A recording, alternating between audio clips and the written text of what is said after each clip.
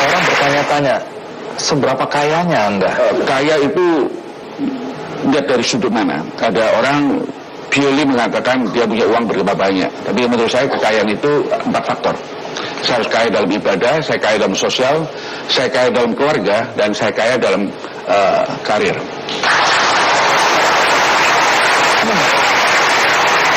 Susahnya hidup Anda dulu. Bagi saya tidak begitu merasakan kesusahan. Saya kira orang tua yang merasakan kesusahan. Tapi saya membaca kisah perjalanan hidup Anda, di mana orang tua Anda juga sering dilecehkan, sering dihina. Bahkan pernah ketika menagih hutang pun ibu Anda dilempar. Ya, saya nggak tahu dilempar batu atau dilempar apa.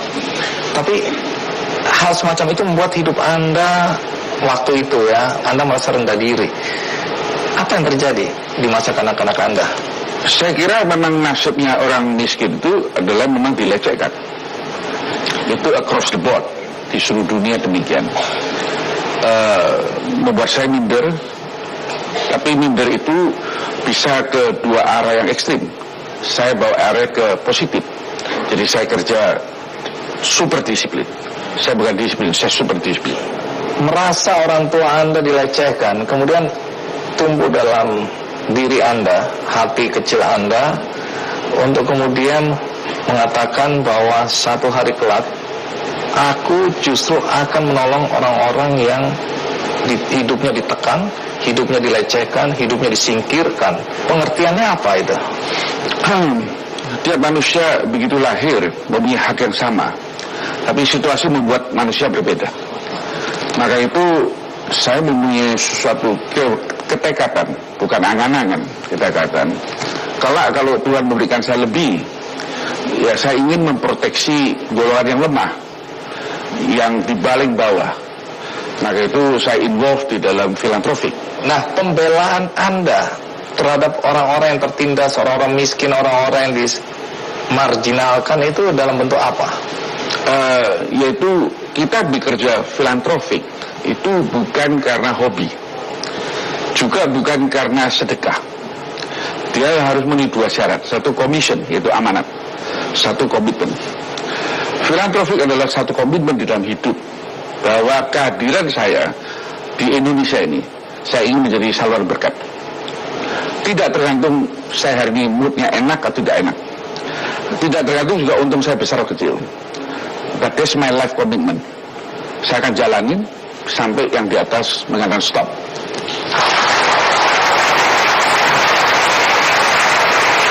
Kalau ada yang menuduh atau menganggap bahwa apa yang Anda lakukan hanya pencitraan semata, apa tanggapan Anda?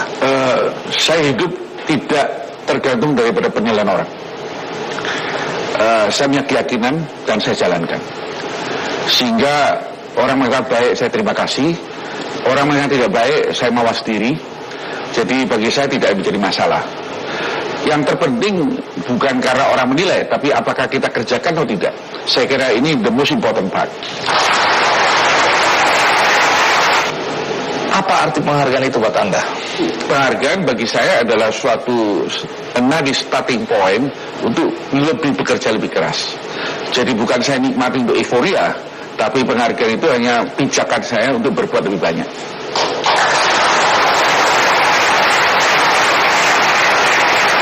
Ketika Anda memberi, adakah ketakutan bahwa Anda akan berkurang kekayaannya?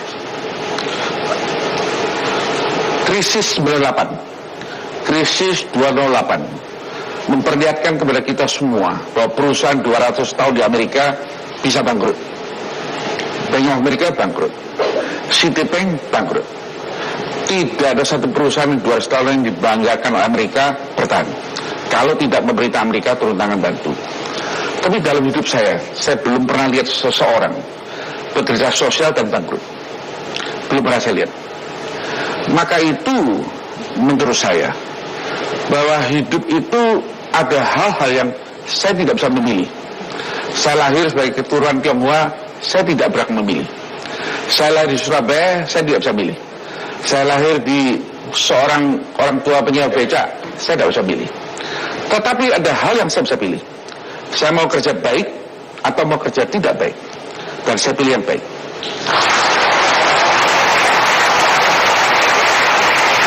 Oke. Ada pertanyaan sama yang saya tetap ingin ajukan kepada Anda. Sebelum Anda meninggal, apa yang ingin Anda lakukan? Tidak ada sesuatu yang di diri saya perlu diperingati, dikenang. Tapi ada dua hal saya mau lihat. Satu, saya mau lihat anak saya baik. Saya mau lihat anak saya berguna.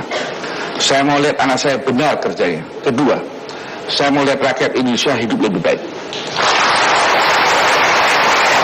Dato Sri Profesor Dr. Tahir, atau lebih dikenal dengan Tahir, pria kelahiran Surabaya 26 Maret 1952 ini besar di lingkungan yang rata-rata warganya tergolong tidak mampu. Semasa kecil, Tahir dididik untuk hidup kuat, bekerja keras dan mandiri. Dibesarkan oleh orang tua yang menghidupi keluarganya dan menjalankan usaha bengkel beca dan penyewa beca. Kini, Tahir berhasil menjadi seorang pengusaha, investor dan filantropis.